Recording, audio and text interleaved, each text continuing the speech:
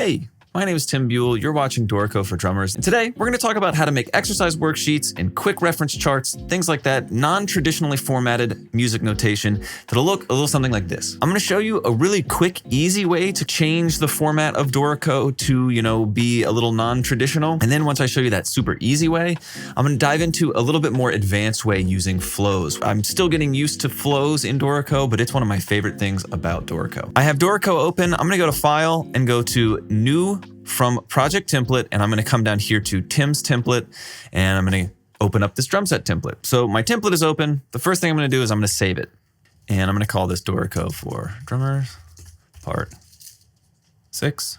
So we're saved. Now Dorico will automatically start backing it up. It's always good to, right when you open a new document, save, because that way, in case your computer goes down or something like that, you'll have backups. It'll be great. So first thing that I want to do is add a time signature to this piece of music. I'm going to come in here and I'm going to hit Shift-M for our meter popover, and I'm going to hit 4/4, and then I'm going to hit Shift-B to add bars, and I'm just going to add 100 bars to this flow. It doesn't really matter. We're just getting this set up. And just so you know, if I'm kind of moving quick through these popovers and things like that, this is the 6th installment of this series, Dorico for Drummers. So if you're brand new to Dorico and you just want to know how to input basic notation, get a template set up and things like that, go back, start at the beginning of this series, and then work your way up to here. I don't want to go so fast that I'm going to lose everybody, but I am going to be going through this under the kind of assumption that you've watched some of the other videos leading up to this. So if you're brand new to Dorico, go watch part 1. But right now, we have our document set up. And really, the first thing that I want to do is I want to show you how to really simply make, let's say we want to make a quick reference chart for, just getting the layout of a song, like what grooves happen in the intro, what grooves happen in the verse, what grooves happen in the chorus. The first thing that I want to do, I'll double click, and let's say that our intro groove looks like this. And that's the whole intro groove. I want to give this some text. So I'm going to hit Shift-X for my text popover and give it a little title there. I'm going to increase the size a little bit, and I can hit Command-8 to bring up properties, and I can toggle on a border. And now I have this nice text within a border that says that's the intro groove. I can come over here to the bar line, and I can hit Shift-B and hit Type Thick, and that will give it a thick bar line. And then let's say the verse groove is, so we have our intro groove, we have our verse groove. I can copy this over, and this looks pretty good, but I don't necessarily need these to, visually, I would kind of like some separation, because it's not like this is telling me, go from intro for 1 bar into verse for 1 bar. This is just kind of giving you a glance at what each groove for each section is. So if I want to add some space between these measures, what I can do is I can come in here and I can bring up our repeat popover, which is Shift-R, or you can come over here to this section here. This is our repeat. And what I want to do is I want to add a coda here. So I can hit Shift-R and type coda. And now you see it's created some space here, which is kind of perfect, but I actually don't need this coda here because I'm not really using the coda for a musical purpose. I'm using it for a layout visual purpose. So I can hit Shift-8 to bring up properties, or you can just click this little arrow here, and you can find under repeat markers, you can toggle on hide, and look at that. We have this beautiful, intro, verse. They're separated a little bit, so visually it's really easy at a glance to see which is which. Really like that. So the coda trick is kind of the first thing that I started using when I wanted to get some of these layouts where there was space between measures. And a really quick way to make that coda thing happen, because there's a couple key commands. You have to hit Shift-R to bring up the repeat. You have to type coda. Then you have to go bring up the properties, hit hide. That's a lot of steps. And, if there's going to be 6 or 7 or 8 different grooves throughout this song chart that I'm making, that's a lot of kind of redoing the same thing over and over. So one of the things that I love about Dorico. And I'll go back, I'll hit undo until we kind of get rid of this coda. One of the things that you can do and I've talked about this in past episodes, but Dorico has this beautiful thing called scripts. And basically you can program it to do kind of anything you want. So I want to make a macro right now, a script, doing this whole coda thing with just one click of a button. So what I want to do is I want to come up here to script, and I want to go to start recording macro. I can hit start recording macro, and now I can do my Shift R, type coda, hit enter, hit Command 8 to bring up the properties, go to hide, and then hit Command 8 to close the properties. And that's the whole task. So now I can go to script, and I can go to end recording macro, and that will bring up this dialog. And now I can name this coda and hide, and hit save. And now every time that I want to do this command, it works super easily because all I have to do is come up to this and go to coda and hide and click that, and it will do it automatically. So let's say our chorus groove, let's just grab these hi-hats, and it goes to open hi-hats. So as I hold command, I can just highlight all the hi-hats and I can make them open hi-hats. Okay, that's great. And then let's say there's a turn groove, and that turn groove, the interlude between the sections is just okay,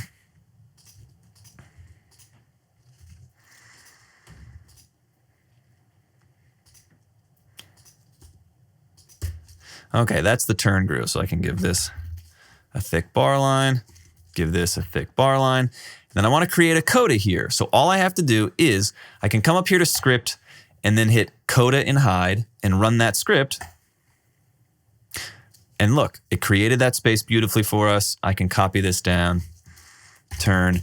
And now anytime I want to create a coda, because that was the last script that I ran, I can actually just use the key command, Command Option Shift R.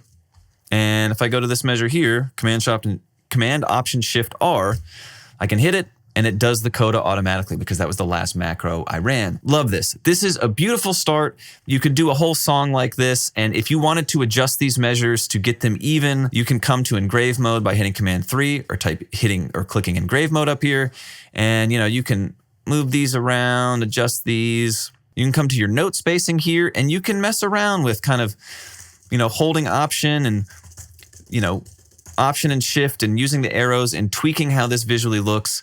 But I would say if all you need to do is just really quickly get a format where there's some space between measures and things like that, this is a great way to go. But there is an even more flexible way because as you can see, unless all of your notation is kind of evenly spaced, each measure is going to take up a little bit, with the varying subdivisions and things like that, each measure is going to take up its own kind of space. And if you just want a really neat, tidy 2 columns for exercises or things like that, there's an even better way to do that with flows. So I'm going to start a new document and we're going to talk about flows and kind of the best way and the most flexible and powerful way I think it is to do some non-traditional formatting. So I have a new document opened up. I have some measures added. And the first thing that we're going to do is, again, our reference and kind of what we're going for is an exercise worksheet that will look something like this. And to do that, we'll need to do a couple of things. We need to figure out a way to get these even columns on either side. We need to figure out a way to get a notation legend there. And again, you could do this by just kind of doing, using the coda trick that we just learned, things like that. But there's a better way to do it. There's a cleaner way to do it and a much more flexible way to do it. So an introduction to flows, if you hit Command 1 to go to setup, or up here in the top left corner, you go to setup. Down here at the bottom, there's this arrow that if you expand it out, these are where all your flows are. And right now I just have one flow. It's called document. If I hit Command I, it will bring up the project information, which I can give this project information.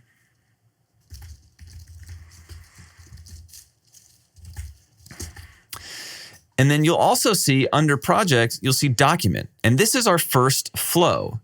And we're going to add more flows as we go. But for this flow down here, I'm going to title this Notation Legend. I'm going to hit apply. I'm going to close that out.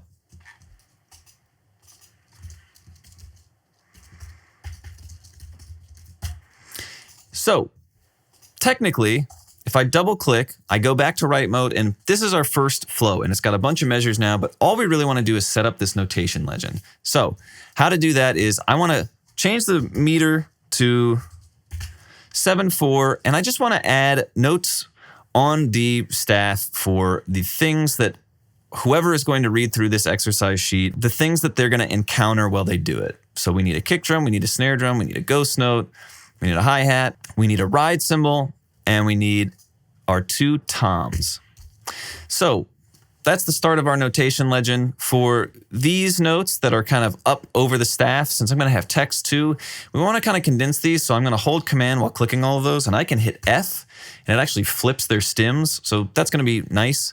And then I can actually come here and hit Shift B and type trim, and it trims all those measures we don't need because, right, this is our first flow. It's going to make more sense when you see it in a second, but this is our first flow. We don't need a bunch of measures. All we need is this one measure telling us, you know, where all the things that we're about to see in the exercises that we're going to encounter. This is our drum set notation legend that is going to tell us what all those note heads mean. I want to make this a ghost note so I can come up here to my scripts. I have a script for adding brackets and changing the size of that note. So that's great. And then I can come here, bring up our properties panel again by hitting the arrow or by hitting Command 8. And I want to hide the time signature because, again, these notes are here, not because we're going to be reading them, but they're going to reference. So now I want to add some text to each of these to say which drum these all are. Okay, and I can come here to engrave mode, and I can just get all of this text nice and lined up so that it looks neat. Excellent. We have our notation legend. Let's not worry about adding a title yet. We're going to get to that in a second. Now we want to start adding our exercises. So for this first exercise we have, I need to add a new flow and make sure that it's set up for the exercise. It's a simple fill idea that's in 4/4. So I'm going to come back here, hit Command 1 to go to setup, and I'm going to come down here to the bottom of my screen, and I'm going to click on this add flow. And you can see it's set up a new flow. I'm going to title this exercise 1. I'm going to hit Command I to bring up my project notation. And you can see now we have our project. This is all our project information. Then we have our notation legend flow. And we just worked on that. And now we have our exercise 1 flow. So I can click into our second flow. And I'm just going to make this exercise really quick. I'm not going to go too in depth with how I'm doing tuplets and things like that because I've talked about that in other lessons. But one thing you should know about flows is I have everything where all the stems are up all the time and I'm using one voice for the drum set. Some people like to do notation where, you know, the feet are stems down and the hands are stems up and things like that. I personally like all of it in one voice. So every single flow that I create, I'll need to remind Dorico that that's actually how I want it set up. I'm going to go to Command-Shift-N for notation. I'm going to come down here to percussion, and I'm going to tell it truncate to shortest duration and use a single voice. And then I can hit apply. And now I can add my notes.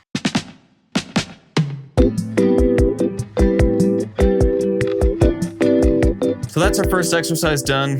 Sextuplet idea, very cool. Let's add another exercise for this worksheet. And again, you're looking at it and you're going, wait, this isn't the columns that we want. It's okay. Right now, everything's going into flows. We're going to get it figured out. But the other thing that I actually want to do before I do that is I want to make sure I come here to Command-Shift-L. And then I can search for flows. This is my layout options. I can search for flows. And what I want to do is for new flows, right now it's selected to always start on new page, which is why you can see first flow is on one page, second flow on another page. I'm going to bring up my layout options, type in flows, find that, and I'm going to go to allow on existing pages. And then I can hit apply. And you can see now our flows are on the same page, which is going to help us in a second. So that's our second flow. Let's go add another flow. So we can come to setup. We can go exercise 2. Again, you can see we have our exercise 2 created. This is also going to be a bar of 4/4. And again, I need to come to notation, percussion, toggle those on.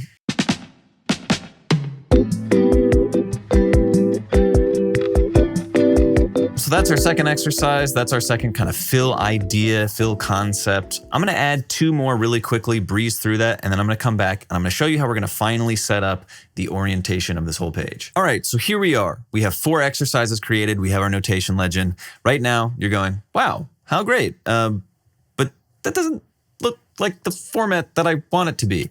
And that's because we haven't told Dorico how we want to place these flows. And this is where things get really, really fun, really interesting. So if we go over to engrave mode by clicking engrave here or by hitting Command 3, you can see we have our page templates here. And we also have flow headings. We're going to talk about both. But for now, under our page templates, right now we're using a Tim first page Tim page template, which is cool. It's worked so far, but I actually want to use a different page template, and I actually want to just create a new page template. So what I want to do is come down here to this plus sign, and if you're not seeing these pages and page templates, you might need to, in engrave mode, make sure that you've clicked out this arrow and then additionally clicked on page templates. So let's hit the plus sign. We're going to name this Tim 2 column exercises. We're going to base it on first page Tim, and we're going to leave it as custom, and then we're going to hit OK. So now you can see 2 column exercises is created. I want to double click that. And now you can see this is kind of exactly what we already have. You have your title up top, and then you have this frame with all your notation. So we want to create a page where it has 2 different columns and a section for that notation legend up top. So I'm going to take this frame that we have, and in order to edit where this frame is, I need to make sure that I'm selected on our frames button here, and then I can click this frame, and all I'm going to do is I'm going to take that bottom little square, and I'm going to drag it all the way up, and I'm also going to drag it down a little bit. So now we have our first square. This is where our notation legend is going to live. Great. That's all set up. Now I want to make 2 different notation frames that are going to house notation that I can lay out, one on one side, one on the other. So I want to go to insert frames up here, and I want to click this one with the music note, and that is the insert music frame. So now if I click that, I can just drag it out, and I have a new music frame, and I can tell Dorico what music I want to put in that.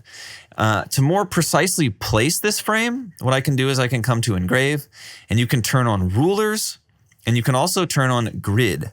And now, as you zoom in, you see you kind of have a grid that you can lay stuff out on. And I want to line this up against this grid marking here, and then I can line it up there. I want to make my width about 89, and then I can drag this down to, let's say, that grid marking right there. So I have our first half of the page created. Let's do the same exact thing with the new music frame. So I can set that up, lock it in place there, and you can see as I drag this around, I have not only the ruler that is there, but if I turn that off, or not only the grid that's there, but if I turn that off, you can see that as I move this frame around, it gives me nice dotted lines so that I can really, really clearly see exactly how all of this is lining up together. And I'm actually going to turn that grid back on. And that gives me space for our notation legend up top, and then 2 places where we can have exercises on either side. So now you're going to learn the real power of flows is with all of these music frames that I just created, I can tell Dorico what flows to display in each of them. So for this first frame, I'm going to come here to flows for that first frame, and instead of having it display all of them, I'm going to do selected, and I'm only going to have it show the notation legend. I can click off of that. And then for this left column, right now it has all of the flows showing. I don't want that. I want to do selected, and I'm going to have it show exercises 1 and exercises 3. And then over here, I'm going to go selected and have it display exercises 2 and 4. And now I can hit copy that to the left page. I can hit apply. And now I can close this out, come here to our page, right click it and say insert page template change, and I can tell it use the page template Tim 2-column exercise. I can hit OK. And now you see we have 2 perfectly organized columns. So now we have our layout done, but I want to have some text that tells me what I'm looking at here. Because right now I don't know that that's a notation legend and I don't have the kind of labels for each exercise. So that's where flow headings is going to come in handy. I want to assign some flow headings to get some text that pulls from the flow data that we input when we were setting up our flows. So if I double click on Tim's heading, I can see that right now Tim's heading has a token for the flow number and then the flow title. I actually want to highlight all of this, and I just want this flow heading to be the flow title. So I can, with this text box here, this text frame, I can right click it and tell it flow info, flow title. And I'm actually going to make it a little bit bigger. So now if I hit apply, I can close. I want to tell Dorico to use the Tim's heading under the flow headings, use that for the notation legend. So the first way that you can start displaying some of these flow headings in certain places is you can hit Command-Shift-L to bring up your layout options. Again, you can search for flows, click flows, and right here you'll see show flow headings, and right now that's set to never. You can decide if you want to show it for the first flow or not for the first flow, for all flows. So if we go to all flows and hit apply, you can see that that gets a little wonky. This isn't exactly what we want. And I also don't want this big of a heading for these exercises, but I do like this notation legend flow heading. So I'm going to come back to our library, search for flows, and I'm going to say, hey, don't ever show the flow headings. Sometimes it'll be really nice. You just want to show all your flow headings. You can go to the layout options, assign it to always show them, and you'll be good to go. But for me, I want something a little more customized. So I'm going to hit Command-1 to go to setup, and I'm going to make sure that I can see these layout options over here. And I have these layouts selected. I'm actually looking at the full score here. I'm not looking at the drum set part. So what I want to do is with full score, I'm going to go here. I'm going to go to flow heading overrides. And now I can tell it, hey, for this specific flow, use the flow headings we created. So I'm going to hit plus, and I'm going to add the notation legend flow, and I'm going to tell it to use flow heading, Tim's heading. If I hit apply, now you can see that flow has the flow heading we want, but none of the other flows have that heading. The last thing that I want to do is I want to set up a way to distinguish that these are each exercises, but I don't necessarily need them to say exercise 1. So instead of using flow headings for that, all I'm going to do is I'm going to come into write, and I'm going to assign each of these a rehearsal mark. So I can hit Shift A, and that brings up a rehearsal mark. And I don't want it to be A, I want it to be a number. So what I can do is I can go to engrave mode by hitting Command-Shift E. I can search for rehearsal marks, and I can tell it how I want these rehearsal marks to look. So I want them to be numbers. I want them to be left aligned, and instead of a rectangle, I want them to be a circle. I can hit apply. Now you see I have a 1 here. If I come over here, I can hit Shift A, and it displays 1 again because it's a new flow. So it's going to just start the rehearsal marks over. So a way to get around that, you can hit Command-8 to bring up your properties panel, and under rehearsal marks, you can say index, and I can just hit 2. And then I can hit Shift A, index 3, Shift A, index 4. I have all that placed. You can see when I added this last rehearsal mark, it kind of bumped this down a little bit. So I'm going to bump over to engrave, and I'm just going to kind of align these numbers where I like them. You can go into engrave settings and you can adjust. If you hit Command Option E, you type in rehearsal marks, you can see that there are a bunch of vertical positioning and things like that that you can adjust. But since we're kind of using these rehearsal marks for a non-traditional formatting, your luck might vary on that. So just in engrave mode, you can just come here once you have the numbers placed like you want. You can go to this vertical adjustment, and you can maybe click this square, hold Option Shift, and use the up arrow to kind of move it up a little bit. And then click this, kind of adjust it there. And then if you hit Command 5, you're left with an exercise sheet that looks totally beautiful, perfectly magnificent. That's how you would make a kind of an exercise sheet, non-traditional layout for your Dorico projects. Hopefully you got something out of this. If you have any questions at all, please feel free to leave comments below. We're trying our best to answer all of those either in the comments or add them to upcoming videos. So if you have questions, please put them below. And if you enjoyed this, please subscribe to the channel, because myself and Dorico are always releasing new content that is here to not only help you problem solve your stuff, but show you just the power and the flexibility of a program like Dorico. So thanks so much for watching, and we'll see you in the next one.